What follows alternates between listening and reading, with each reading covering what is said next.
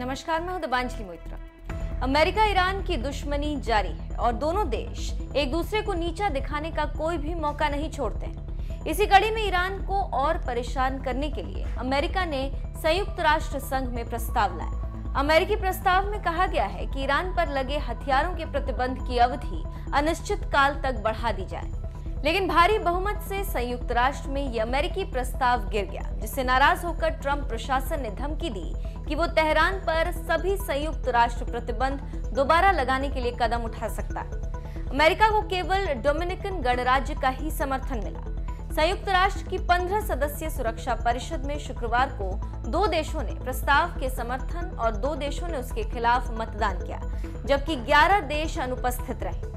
रूस और चीन ने इसका विरोध किया, जबकि जर्मनी, फ्रांस, ब्रिटेन और 8 अन्य देशों ने मतदान नहीं किया। प्रस्ताव को पारित होने के लिए कम से कम 9 देशों के समर्थन की आवश्यकता थी, लेकिन किसी भी देश ने न ही समर्थन किया और न ही वोट दिया।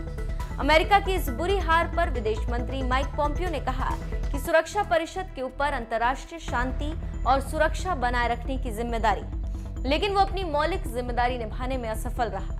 उसने ईरान पर 13 साल पुराने हथियार प्रतिबंध की अवधि बढ़ाने के उचित प्रस्ताव को खारिज कर दिया और आतंकवाद को प्रायोजित करने वाले दुनिया के अग्रणी देश का रास्ता साफ कर दिया, जो कि 1 दशक से भी अधिक समय में पहली बार हुआ है।